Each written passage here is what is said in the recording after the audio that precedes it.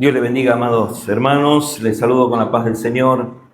Estamos muy agradecidos a Dios por estar reunidos en esta mañana. Es una mañana que el Señor nos permite exaltarle, darle la gloria que a Él le pertenece realmente. Quiero compartir en esta mañana en el libro de Hechos de los Apóstoles, capítulo 2, versículo 22 al 36.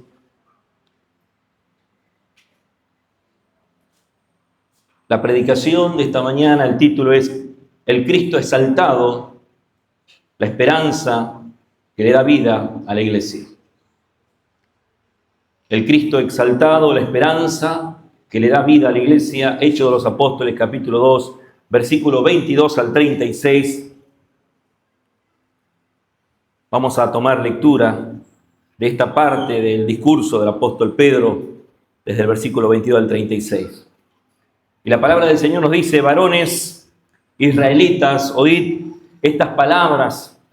Jesús Nazareno, varón aprobado por Dios entre vosotros, con las maravillas, prodigios y señales que Dios hizo entre vosotros por medio de él, como vosotros mismos sabéis.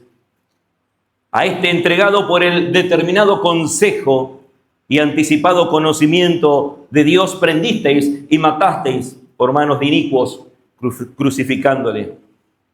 Al cual Dios levantó, suelto los dolores de la muerte, por cuanto era imposible que fuese retenido por ella. Porque David dice de él: veía al Señor siempre delante de mí, porque está a mi diestra, no seré conmovido, por lo cual mi corazón se alegró y se gozó mi lengua, y aún mi carne descansará en esperanza, porque no dejarás mi alma en el Hades, ni permitirás que tu santo vea corrupción. Me hiciste conocer los caminos de la vida, me llenarás de gozo con tu presencia. Varones, hermanos, se os puede decir libremente del patriarca David, que murió y fue sepultado, y su sepulcro está con nosotros hasta el día de hoy. Pero siendo profeta y sabiendo que con juramento Dios le había jurado que de su descendencia, en cuanto a la carne, levantaría al Cristo para que se sentase en su trono, viéndolo antes, habló de la resurrección de Cristo, que su alma no fue dejada en el Hades, ni su carne vio corrupción. A este Jesús resucitó Dios, de lo cual todos nosotros somos testigos. Así que, exaltado por la diestra de Dios y habiendo recibido del Padre la promesa del Espíritu Santo, ha derramado esto que vosotros veis y oís. Porque David no subió a los cielos, pero él mismo dijo el Señor a mi Señor: siéntate a mi diestra hasta que ponga a tus enemigos por estrado de tus pies. Sepa pues, ciertísimamente, toda la casa de Israel, que a este Jesús, a quien vosotros crucificasteis, Dios le ha hecho Señor y Cristo. Padre, te damos gracias una vez más por habernos permitido tener en esta mañana, a través de tu gracia infinita, la oportunidad de reunirnos, la oportunidad de escucharte, la oportunidad, Señor, de adorarte, de exaltarte, de bendecirte, Señor. Y hemos cantado que todo lo que lo hacemos porque tú vives en nosotros. No somos nosotros, sino tú en nosotros. Hemos cantado que solo en Jesús está nuestra fe, porque sabemos que Él se humilló hasta lo sumo para ser exaltado también.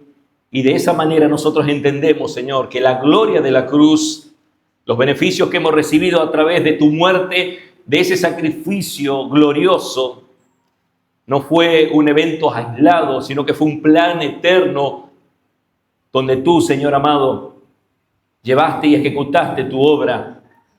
Y hoy nosotros, Señor, estamos en este lugar, en este día, en esta mañana, dándote gracias porque somos parte de tu iglesia, que compraste con un precio alto la sangre derramada en la cruz del Calvario. Gracias por todo lo que tú das a tu pueblo. Abre nuestro entendimiento para que podamos comprender las Escrituras y ayúdanos, Señor, a serte fiel en todo lo que tú nos demandas.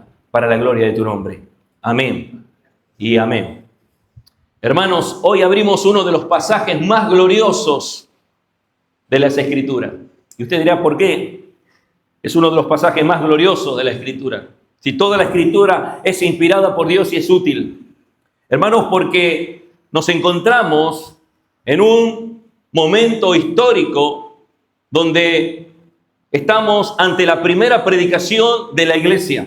El primer sermón después de la resurrección de Cristo es el primer anuncio oficial del Evangelio después del derramamiento del Espíritu Santo. Es por eso que el tema central de este sermón no es la iglesia, no es el Espíritu Santo, ni la misión de la iglesia, sino la exaltación de Cristo, como dijimos al inicio, el Cristo exaltado, la esperanza que le da vida a la iglesia. Vamos a ver a través del discurso del apóstol Pedro y a través de cada uno de los versículos que vamos a compartir de una manera gloriosa cómo el apóstol Pedro, al dar este discurso, lo único que va a poner en este sermón es a un Cristo exaltado que merece toda la gloria, la honra por los siglos de los siglos. Si una iglesia quiere ser revitalizada, como hemos dicho este año, hermanos, debemos entender que Cristo fue exaltado y reina por los siglos de los siglos. Una iglesia débil necesita un Cristo fuerte. Una iglesia cansada necesita un Cristo reinante. Una iglesia confundida necesita un Cristo entronado, un Cristo soberano.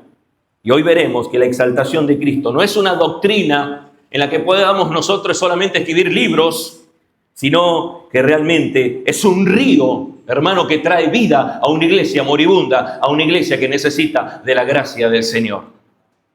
Por eso, hermanos, que Dios ha exaltado al Jesús crucificado para que sea Señor y Cristo, y esa exaltación cambia para siempre a la iglesia en aquel día y hasta el día de hoy, por los siglos de los siglos. Cristo exaltado transforma a una iglesia. Porque es Jesús, el Cristo exaltado, la iglesia debe vivir, hermanos, atentos, bajo su autoridad, bajo su poder y para su gloria. Vamos a desglosar en 4 puntos este sermón. Pero antes de iniciar, aquí nos encontramos ante una realidad. Cuando el apóstol dice en el versículo 22, dice, varones israelitas, oíd estas palabras. Ya el apóstol, desde el versículo 14, después del derramamiento del Espíritu Santo, se puso en pie con los 11 y dice la palabra de Dios en el versículo 14, alzó la voz y les habló diciendo, varones judíos y todos los que habitáis en Jerusalén, esto sea notorio y oíd mis palabras. Era importante que ellos oyeran algo que el apóstol iba a decirles. En ese primer sermón, en esa primera predicación, en ese primer anunciamiento, Dios había hecho una promesa del derramamiento del Espíritu Santo. Nosotros sabemos que en Hechos de los Apóstoles, en el versículo 8, Jesucristo dijo, pero recibiréis poder cuando haya venido sobre vosotros el Espíritu Santo y me seréis testigos en Jerusalén, en Judea, en Samaria y hasta lo último de la tierra. Y nosotros vemos en el libro del Hechos de los Apóstoles el cumplimiento de cada una de esas etapas. Podemos ver cómo Dios los sacó de Jerusalén, Judea, Samaria y hasta lo último de la tierra. Pero antes de llevar a cabo ese plan, el Señor utilizó un día, una fecha, una fiesta, la fiesta del Pentecostés, celebrada 50 días después de la Pascua. Ese día donde por obligación, por las leyes judías, se tenían que convocar a todas las naciones para estar en ese lugar celebrando esa fiesta, que en un momento estaba solamente dispuesta para una celebración de la cosecha del trigo, luego llevada a un plano espiritual donde se celebraba, donde Moisés había recibido la ley en el monte Sinaí.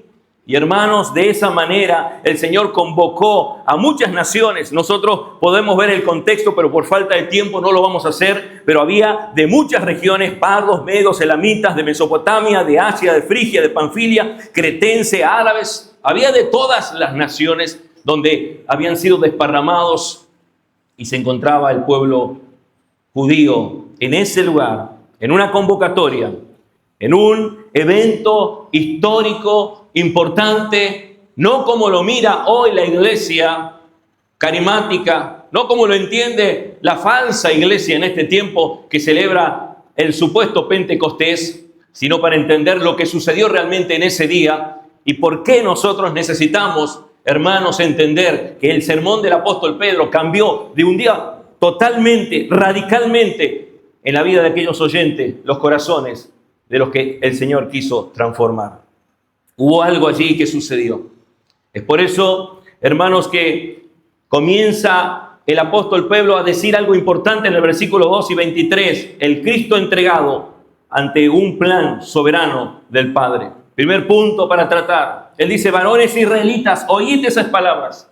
Pedro empieza proclamando que Jesús no fue un rabino más, no fue un hombre más común y corriente, sino, dice la palabra de Dios, Jesús Nazareno, varón aprobado por Dios entre vosotros. Este Cristo que iba a ser entregado era un varón aprobado, era un varón, hermanos, que realmente el Padre públicamente presentó, acreditado, autenticado, respaldado por su poder ante el momento del derramamiento del Espíritu Santo. Por eso el apóstol va a llevar a cabo algo fundamental. Va a decir Jesús Nazareno. No querían saber nada con el Jesús Nazareno. Él dice algo importante, que esa demostración del poder y ese respaldo público del Dios Padre para con su Hijo, así como cuando en el día del bautismo se abrieron los cielos y se oyó una voz que dijo, este es mi Hijo amado, en el cual tengo complacencia, a él oíd. En ese momento del día del Pentecostés, públicamente el Padre estaba diciendo, este es mi Hijo, el Rey de Reyes y Señor de Señores. Le estaba diciendo, allí Pedro, Jesús Nazareno, ustedes vieron las señales, ustedes vieron los prodigios, ustedes vieron todo lo que sucedió. Ustedes saben lo que sucedió, ustedes corrían por detrás de él. Pero muchos corrían por detrás de él como cuando los alimentó con los panes y los peces, porque querían hacerlo rey para que les diera de comer, pero no le importaba el señorío de Cristo en sus vidas. Solamente querían los beneficios del Señor y no querían que Cristo reine en sus vidas. Entonces el apóstol Pedro, hermano, va a comenzar a estampar con este mensaje lo que Dios hizo. Dios va a autenticar sobre la vida de Jesús su corona, su poder y su majestad. Pedro dice algo que va a hacer temblar. Él fue entregado por el determinado consejo y anticipado conocimiento de Dios. Es importante entender, hermano, la soberanía absoluta de Dios en la muerte de nuestro Señor y Salvador Jesucristo. No fue un accidente. No fue un accidente. Es importante entender que no fue un tropiezo en el plan de Dios, no hubo un plan B, sino que el Señor tenía un plan eterno, deliberado y, hermanos, perfecto para llevarlo a cabo. Aquí Pedro dice algo fundamental. A este entregado por el determinado consejo y anticipado conocimiento de Dios, y ahí comienza, aprendisteis y matasteis por manos de inicuos crucificándole. Pedro no va a dejar aislado, hermano, la responsabilidad humana. Pedro no va a dejar aislado, además de la soberanía de Dios, lo que ellos habían realizado. Es por eso que nosotros tenemos que entender, hermano, que el plan se iba a ejecutar. Dios no solo, hermano, no solo sabía que Cristo iba a morir, sino que Dios ordenó y Dios amó ese plan para que se realizara la muerte de Cristo en la cruz del Calvario. No es una crueldad, sino es un propósito salvador. Era necesario que eso aconteciera. En Hechos de los Apóstoles, capítulo 4, versículo 27 al 28, las mismas palabras ahora del apóstol Pedro, porque verdaderamente se unieron en esta ciudad contra tu santo Hijo, responsabilidad humana, Jesús, a quien ungiste Herodes y Poncio Pilato, con los gentiles y el pueblo de Israel. Pero versículo 28, soberanía de Dios para hacer por cuanto tu mano y tu consejo habían antes determinado que sucediera. Todo lo que estaba aconteciendo había sido decretado. No fue un accidente, fue algo anticipado. Y anticipado conforme lo dice la Escritura, hermano, dice, y el anticipado conocimiento de Dios.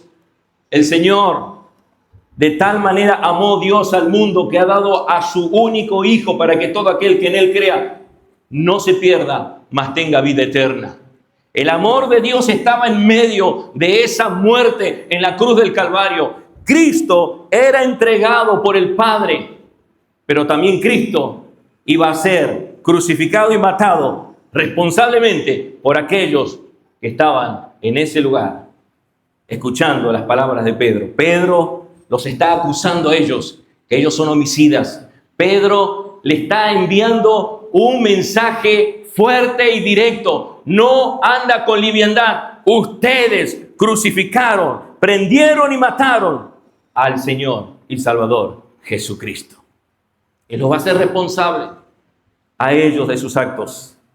Y hermanos, entender esto es importante para poder nosotros conocer realmente todo lo que ocurrió en ese sermón de ese día. Pedro va a decir estas palabras fuertes. Cuando una iglesia pierde de vista que Cristo es Señor, incluso en la cruz, a veces decimos, pobrecito, Cristo murió en esa cruz. ¿Cómo fue que lo crucificaron? ¿Escuchó esa palabra ustedes? Ahí lo colgaron, lo ponen flaquito, todo raquítico, para generar emoción. El Evangelio no es una emoción, el Evangelio es una transformación. Dios nos traslada del reino de las tinieblas a su luz admirable. No se trata de, me siento bien aquí porque aquí me hacen sentir bien. Se trata de vivir una realidad ante el poder de Cristo, que necesitamos arrepentirnos de nuestros pecados y vivir para la gloria de Dios. Las pruebas, los valles, los momentos donde la iglesia parece morir, hermanos. Dios va a usar todos esos momentos para coronarla con una vida nueva. Dios siempre va a actuar de esta manera. Gloria después de la cruz. Gloria después de la cruz. ¿Se acuerdan el mensaje de Salmos 22, 23 y 24? Siempre va a haber gloria después de la cruz. Porque el Señor vino a cumplir un plan. Él vino a morir y Él vino a buscar lo que se había perdido. Es por eso que Él va a ser entregado. Entregado. Esa palabra tiene que, hermano, ingresar en su sistema nervioso, en su conocimiento, y de tal manera interpretar esto que nosotros sepamos que no lo mataron, hermanos, los romanos a Jesucristo, sino que Él fue entregado. ¿Fue entregado por quién? Según Isaías 53:10. ¿Quién entregó a Jesús? Según Isaías 53:10. Podemos ver ese texto. Hermanos, ¿qué dice la palabra de Dios en este capítulo? Que muchas veces lo leemos, hermano, y lo pasamos por alto a veces. Dice la palabra de Dios, Isaías 53:10. Con todo esto, con todo eso, Jehová quiso, ¿quién? ¿Está aquí esta mañana o se fue? Quiso quebrantarlo, sujetándole a padecimiento. Cuando haya puesto su vida en expiación por el pecado, verá linaje, vivirá por largos días, y la voluntad de Jehová será en su mano prosperada. El Padre entregó al Hijo, pero también el Hijo se entregó a sí mismo. Nosotros lo podemos ver, hermanos, en San Juan capítulo 10, las palabras del Señor en San Juan capítulo 10, cuando el Señor dice, yo tengo el poder para entregar mi vida y también para volverla a tomar. Aunque no la tengo la cita escrita, voy a tratar de ubicarla. Espero que sea así. Dice la palabra del Señor, versículos 17 y 18 de San Juan 10. Por eso me ama el Padre, porque yo pongo mi vida para volverla a tomar. Nadie me la quita, sino que yo de mí mismo la pongo. Tengo poder para ponerla y tengo poder para volverla a tomar. Este mandamiento recibí del Padre. Allí el Padre entregó su Hijo, el Hijo entregó su propia vida, pero también el hombre responsable, entregado por hombres culpables, según lo dice Hechos capítulo 2, versículo 23. A este mismo Jesús, como dice la palabra de Dios, prendisteis y matasteis por manos de inicuo, crucificándole. La soberanía divina no anula la responsabilidad humana. Los hombres actuaron según su pecado, pero Dios usó sus pecados sin ser Dios el autor del mal. La cruz es un escenario donde Dios planifica, Dios va a planificar, Cristo se va a entregar, los hombres pecan y Dios salva. ¿Está aquí en esta mañana? La cruz es un escenario donde Dios planifica, hay un decreto eterno de entregar a su Hijo en rescate de muchos. Cristo se entrega en rescate de esos muchos. Los hombres lo único que aportan es pecado delante de Dios y Dios salva a los pecadores que se arrepienten delante de Él. Todo ocurre de manera simultánea. Esto es, hermanos, para poder entender la responsabilidad humana, que los que crucificaron a Cristo no son marionetas, no son víctimas, sino que son responsables. Y por eso nosotros tenemos que entender que la cruz no fue un plan B, fue una reacción realmente de algo planificado.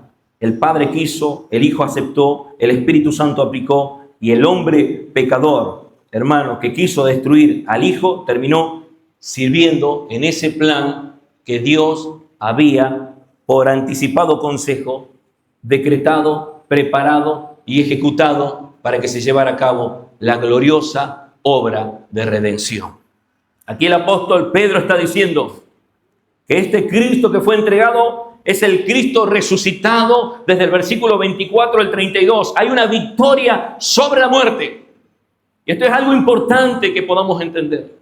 Pedro continúa su discurso y él dice desde el versículo 24 al cual Dios levantó, Dios resucitó, suelto los dolores de la muerte, por cuanto es imposible que fuese retenido por ella.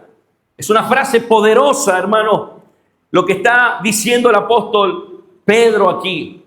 La muerte no podía retener al Señor. Por lo tanto, hermanos, aquí vemos la importancia de la resurrección como una obra trinitaria y una declaración pública. Lo que está haciendo el apóstol Pedro aquí, usado por el Espíritu Santo, por el poder de Dios. Imagínense a un Pedro que antes de esto era un Pedro que le negó a Dios, era un Pedro que le cortó la oreja a Malco, era un Pedro que se escondía por todos lados y un montón de cosas.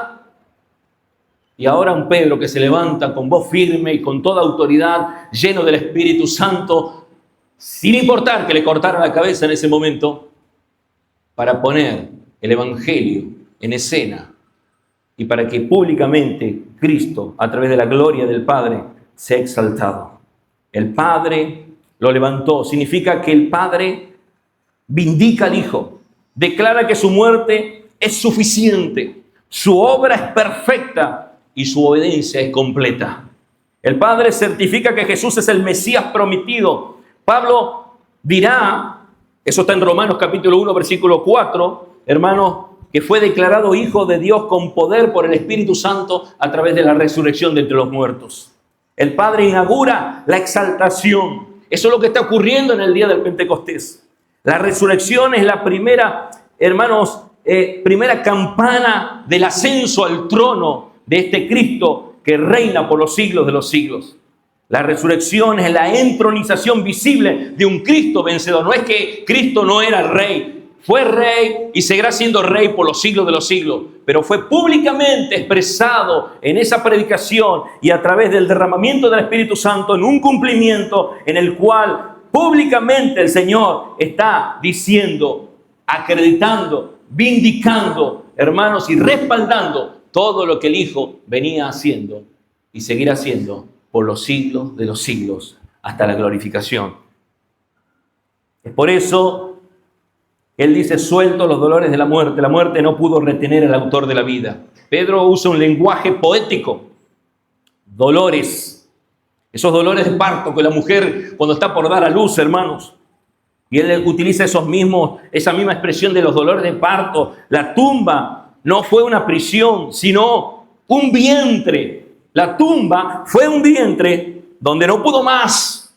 Y comenzaron las contracciones y Cristo resucitó de entre los muertos al tercer día para cumplir con su palabra. Por eso es un vientre que no pudo más y parió, si se podría decir esa expresión, en gloria, majestad y poder al Cristo que reina por los siglos de los siglos. Es una imagen poderosa. La muerte se retorció para no vencerlo y tuvo que expulsarlo de entre los muertos. Era imposible que fuese retenido. ¿Nos imaginamos por qué fue imposible? Era imposible, hermano, por la santidad de Cristo. La paga del pecado es muerte y un justo vino a morir por los injustos. Era imposible que la muerte lo pueda retener. La muerte es el salario del pecado según Romanos 6:23, por cuantos todos pecaron y están destituidos de la gloria de Dios, hermanos. Pero él no pecó. La muerte no tenía derecho legal sobre Cristo. Es por eso que por el pacto eterno entre el Padre y el Hijo obedeció perfectamente. El Padre prometió vida después de la obediencia. Y esto, hermanos, se llevó a cabo. La paga prometida a la obediencia del Hijo fue la resurrección entre los muertos. Por la naturaleza divina en el Hijo, la muerte no puede cerrar manos sobre una carne, pero no puede cerrar manos sobre una carne, pero no puede sobre la misma vida. Oh muerte, yo seré tu muerte. Oh sepulcro, yo seré tu aguijón. Fueron las palabras de Jesús. Podemos conectar eso con 1 Corintios capítulo 15, léalo en su casa como tarea. Lea todo. Pero el Señor ha sido glorificado. La muerte no lo pudo retener. El Salmo 16, hermanos, donde podemos ver desde el versículo 25 al 28, es el Salmo 26 desde el versículo 8 al 11, Salmo 16, perdón, es el relato donde nosotros nos encontramos realmente de quién dice esto. David no podía decir de sí mismo, porque David de hecho murió en el templo.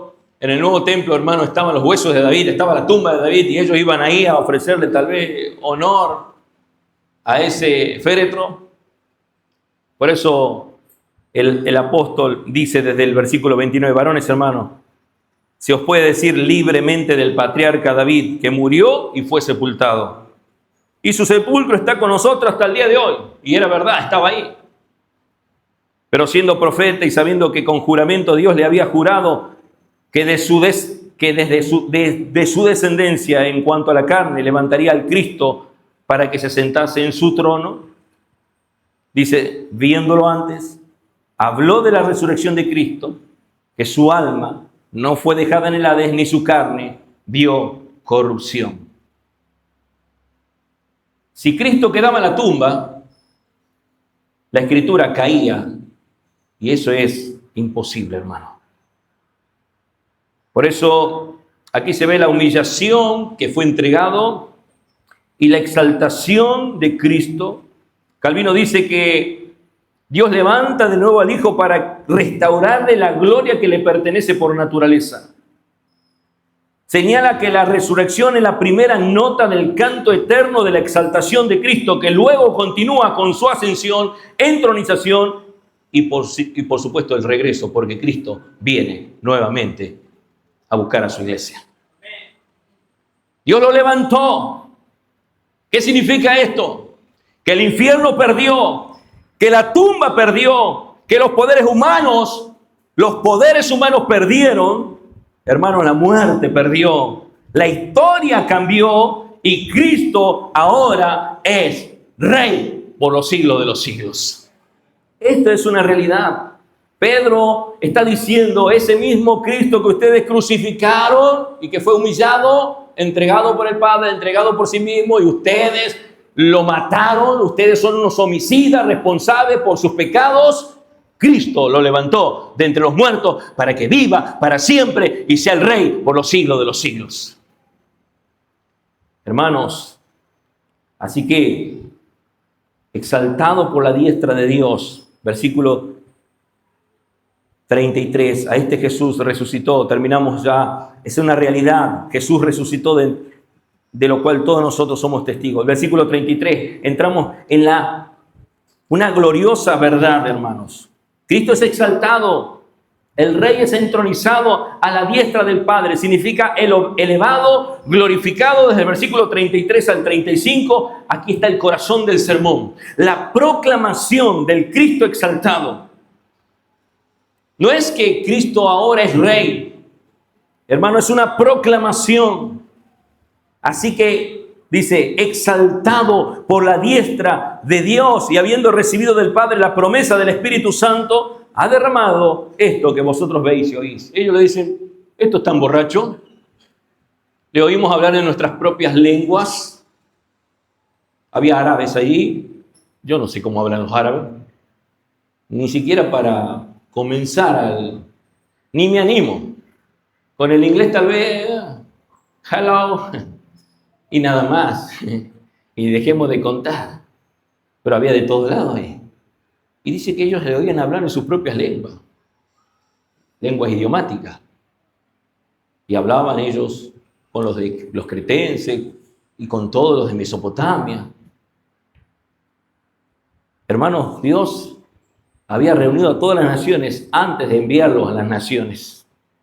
Dios había convocado a todas las naciones antes de llevar a cabo su plan de ir y hacer discípulos a todas las naciones, bautizando en el nombre del Padre, del Hijo y del Espíritu Santo. Ellos necesitaban escuchar esa proclamación del Cristo exaltado. Y aquí lo que está pasando, le dice Pedro, esto que ustedes vieron y oyeron, las lenguas de fuego repartidas sobre cada uno de ellos y que fueron llenos del Espíritu Santo, bautizados con el Espíritu Santo. El Espíritu Santo se derramó y sucedió lo que sucedió, un impacto tremendo, hermanos. No era un acto decorativo, no era algo como, ¡ay! Fuegos artificiales, qué lindo. No, eras que Cristo asciende, es coronado y desde su trono derrama el Espíritu Santo, que es la evidencia visible de que Él está reinando ahora de manera invisible. Y luego Pedro va a citar el Salmo 110, versículo 1, donde dice, dijo el Señor a mi Señor. Versículo 34 dice, porque David no subió a los cielos, pero él mismo dice, dijo el Señor a mi Señor, siéntate a mi diestra hasta que ponga a tus enemigos por estrado de tus pies. Es importante tener en cuenta este texto, hermano. El Cristo exaltado es un acto real. Ascendió al cielo, fue coronado como Señor, instalado como Rey Mesías, con investidura de autoridad universal. A veces nosotros escuchamos el Evangelio a medias. Decimos, Cristo vivió la vida que nosotros no podíamos vivir y murió la muerte que nosotros no podíamos morir y Él pagó por nuestros pecados. Cristo resucitó al tercer día y de ahí nos olvidamos sobre la exaltación de Cristo.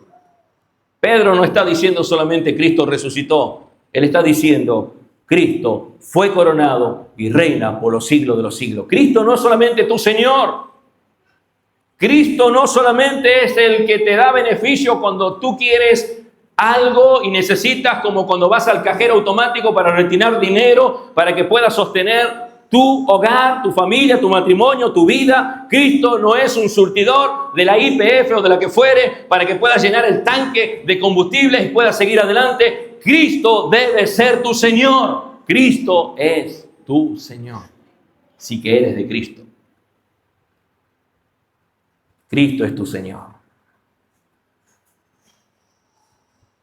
Y dice la palabra de Dios, siéntate a mi diestra. Y nosotros imaginamos ahí el trono, ese es del Padre, y ahí Jesús está a su diestra. ¿Se imagina eso usted?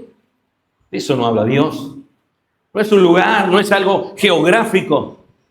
Está haciendo mención, hermano, de autoridad, de gobierno, de poder. La diestra no indica un asiento al costado, como si Jesús estuviera en un banco de suplentes. Él es preeminencia, está hablando de dignidad real. Estar a la diestra es poner todo el poder del trono de Dios para ejecutar sus decretos a través de Jesucristo. Por lo tanto, hermanos, la exaltación a la cual el Salmo 110 está haciendo mención, siéntate a mi diestra, es una manera, hermanos, donde el Mesías anunciado por David ahora está sentado como rey sacerdote para siempre. Es por eso que la entronización mesiánica, la coronación celestial de Cristo y el inicio de su reinado activo son los puntos importantes que una iglesia no puede dejar pasar por alto. No estamos esperando que Cristo reine. Cristo reina ya por los siglos de los siglos. Ese día y todos los días que nosotros nos podamos imaginar, Cristo reina para la gloria de su nombre. Teológicamente la resurrección fue un amanecer, pero la exaltación, cuando vemos el amanecer, ahí vemos el solcito que apenas está. Pero ya cuando viene el febo asoma es una cosa, pero cuando el febo está como en Tucumán con 45 para arriba, es radiante, es algo poderoso, quema. Por eso, hermano, la exaltación es el mediodía radiante en la obra redentora de Cristo. Por eso nosotros podemos entender que la resurrección es que Cristo está vivo, pero la ascensión está ascendiendo hacia el trono y la exaltación es su coronación y nosotros esperamos ahora su retorno, como dijimos anteriormente. ¿Cuántos esperan que Cristo vuelva pronto? Maranatá, Señor, ven pronto. El Rey soberano del cielo. Pedro dice, acá pasó algo en este Pentecostés. Ustedes que venían acá antes de celebrar la cosecha del trigo, la ley en el Sinaí, que fue dada a Moisés. Acá hay algo glorioso. El Rey soberano del cielo, el Rey de la historia, el gobernante del juicio venidero, la fuente del Espíritu, se ha manifestado con exaltación y gloria. Es por eso, hermanos, que Calvino decía que la exaltación es la restauración de la gloria que Cristo había velado en su encarnación, su humillación. Y afirma que Cristo es la exaltación que gobierna todas las cosas en favor de su iglesia. Por lo tanto, hermanos, Cristo entronizado es el Cristo que ministra ahora, aplicando los frutos de su obra a todos aquellos que le aman, que le sirven y que exaltan su nombre. ¿Amas a Cristo? Bueno, Pedro, que está predicando, tuvo frente a frente con Jesús. Pedro, ¿me amas? Pedro, ¿me amas? Pedro, ¿me amas? Nosotros a veces decimos de labios que amamos al Señor, pero nuestro corazón está lejos de Él. Hermanos, exaltado a la diestra de Dios significa que el cielo reconoce que Cristo es Rey, que el Padre coronó a su Hijo vencedor, el Mesías gobierna ahora, la obra redentora está consumada y aceptada y la iglesia se mueve bajo un Cristo que reina y no bajo un Cristo solamente simbólico, sino real, que vive por los siglos de los siglos. Y esta es una declaración de autoridad, victoria y gobierno presente por los siglos de los siglos. Hasta que ponga a tus enemigos por estrado de tus pies.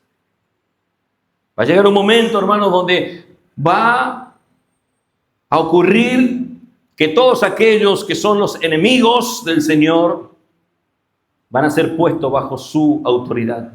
No podrán resistir su gobierno. No quedará ninguno que rechace al Señor. Dice que toda rodilla se doblará y toda lengua confesará que Jesucristo es Señor. Van a entrar al infierno diciendo, tú eres Rey. No en un cántico congregacional en las mañanas de algunos que cantan, Tú eres rey de la boca para afuera, pero que Cristo no reine en sus corazones. Ellos estarán allí en el infierno reconociendo que Cristo es rey. La exaltación tiene un clímax, que es la sumisión universal a un Cristo que reina.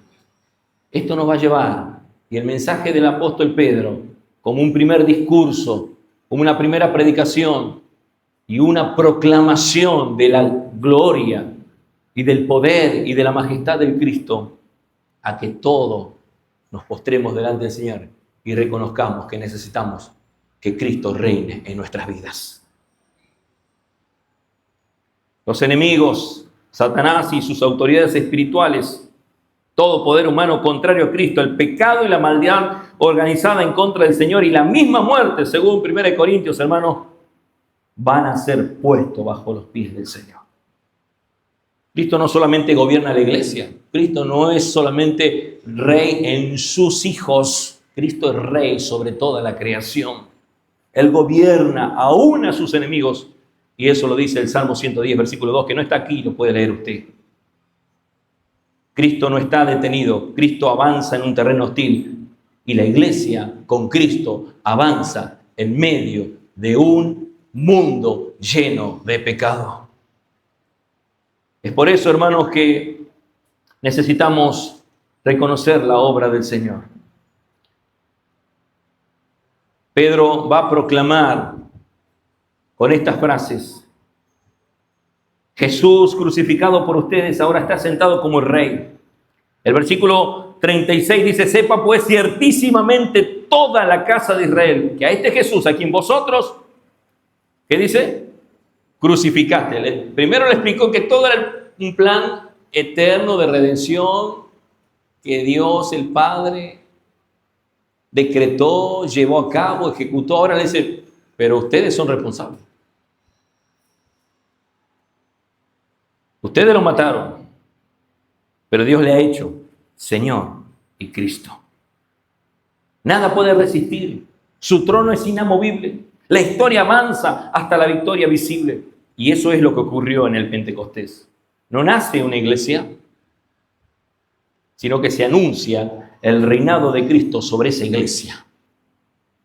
Es por eso, hermanos, es importante entender que aquí el apóstol Pablo, en su final discurso, aunque no termina el discurso allí, sobre este versículo, va a golpear el corazón de todos los presentes con un martillo que va a golpear a sus conciencias.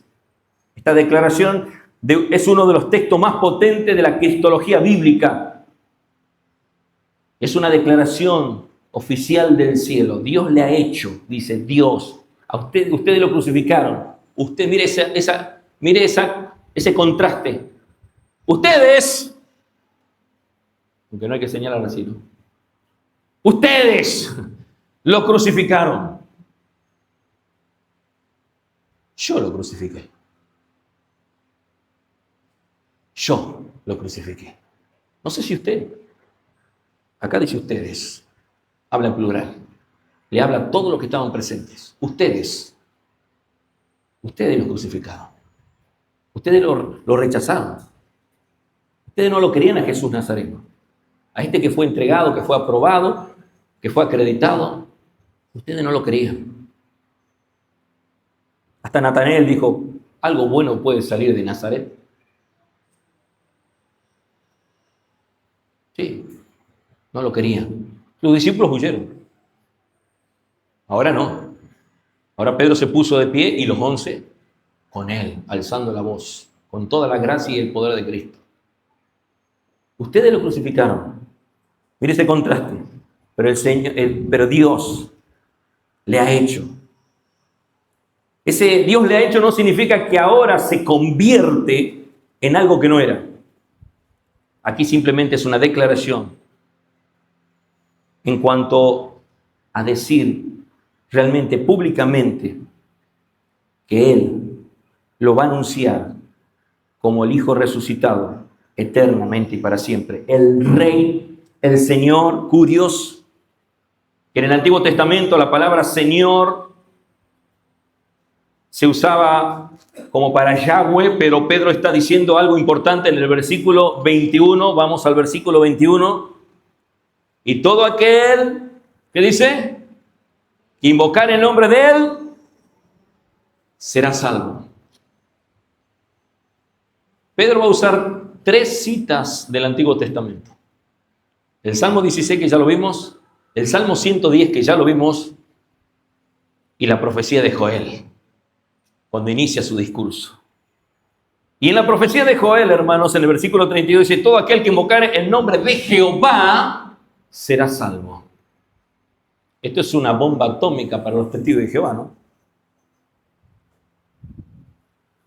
Acá está diciendo Pedro: a este Nazareto, a que los que ustedes lo rechazaron, a lo que ustedes no lo consideran su Dios, Dios le ha hecho Señor. Y todo aquel que invocare el nombre del Señor será salvo. Hermanos, Pedro está diciendo que Jesús participa de la autoridad de Dios, posee el trono de Dios, gobierna todas las cosas, es Dios y tiene derecho soberano sobre toda criatura. No es un título, es una afirmación de la divinidad y del reinado universal de Cristo. Es por eso que en Pentecostés Pedro no predica a un Jesús para elegir, sino que predica a un rey donde toda rodilla y toda lengua tiene que declarar que Jesucristo es Señor. Cristo no solamente es Curios, Señor, Él es Mesías, Él es el ungido, según el Salmo 2. Él es el profeta prometido, según Deuteronomio 18. Él es el sacerdote eterno, según el Salmo 110. Él es el libertador esperado, el cumplimiento de todas las promesas de Dios. Pedro está declarando entre todas las líneas que del Antiguo Testamento, todo lo que apuntaba convergen en una sola persona, y esta persona es Jesús. Porque no hay otro nombre dado a los hombres debajo del cielo en que podamos ser salvos, solamente en Jesucristo, nuestro Señor y Salvador. Por eso el contraste: a quien vosotros crucificaste, Dios le ha hecho Señor y Cristo. Ellos lo rechazaron, Dios lo exaltó. Ellos lo crucificaron, Dios lo coronó. Ellos lo negaron, Dios lo proclamó rey.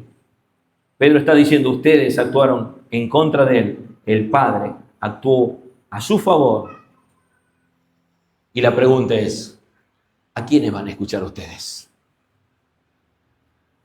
A los que decían: están ebrios, están borrachos, y Pedro tuvo que decir: son las 9 de la mañana.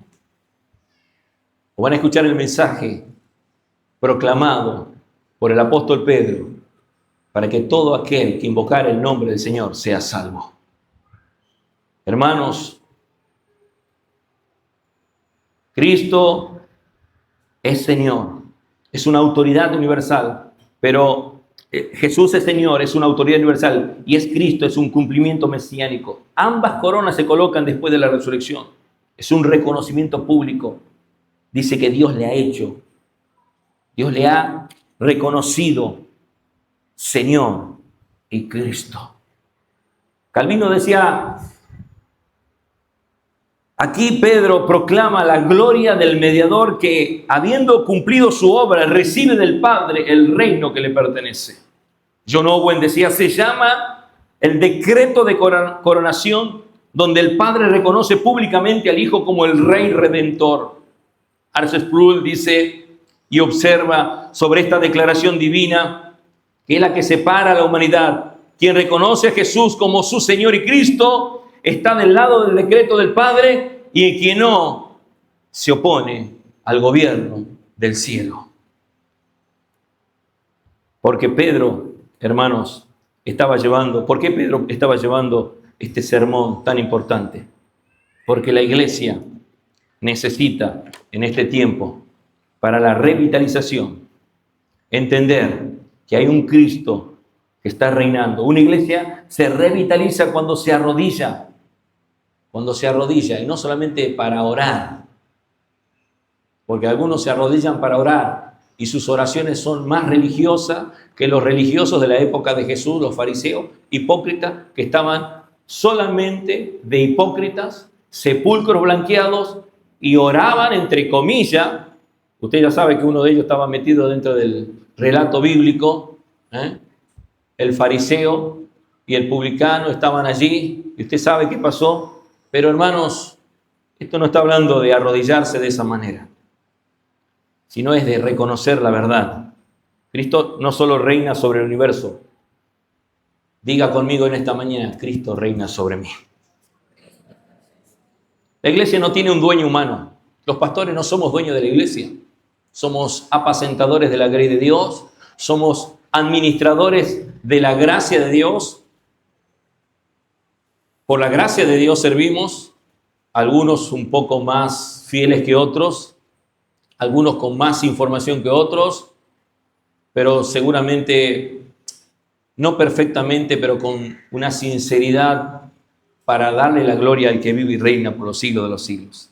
La iglesia no tiene dueño humano, tiene un rey entronado que camina en medio de su pueblo, que corrige, atienda bien, corrige. Dios es el que ama, corrige. Que aviva, porque hay muchos que están ahí durmiendo. Le pega unos cuantos chirlos, en el buen sentido, lo despierta.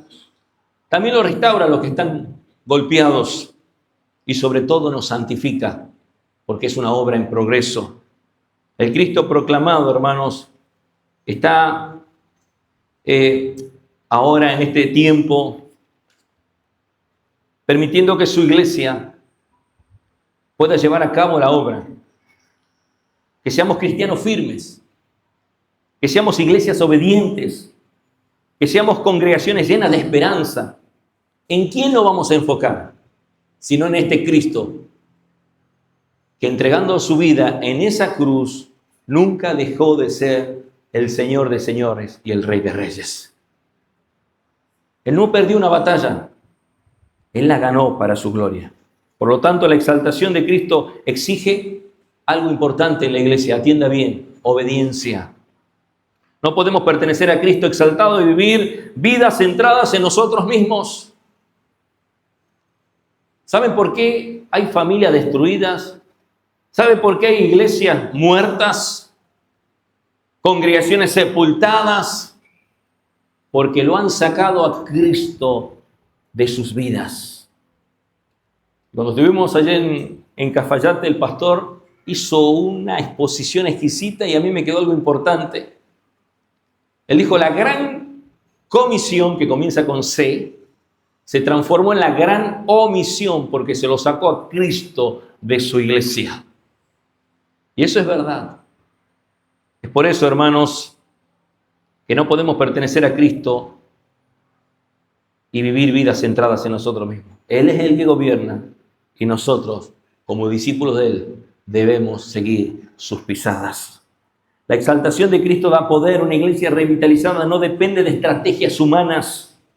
El hermano Juan Reina dijo: es alimentarnos con la palabra y la oración. Hermanos, una iglesia depende de la obra del Espíritu Santo. Por eso recibiréis poder cuando venga sobre vosotros el Espíritu Santo y me seréis testigos. ¿Queremos ir a predicar en Tafí Viejo? ¿Cuántos quieren ir a predicar en Tafí Viejo? Nadie quiere ir a Tafí Viejo. Ah, ¿quieren ir a Yerbabuena? Mansiones ahí hermosas. ¿Ahí quieren ir a Yerbabuena? Bueno, hay hermanos de Yerbabuena que dirán: no tengo una mansión. ¿O quieren ir allá a Las Teñas? Esos barrios que nadie quiere entrar ahí. Los Gutiérrez. A donde tú quieras ir. Si Dios te envía y no vas con el poder del Espíritu Santo, no vas a llegar ni a la cuadra.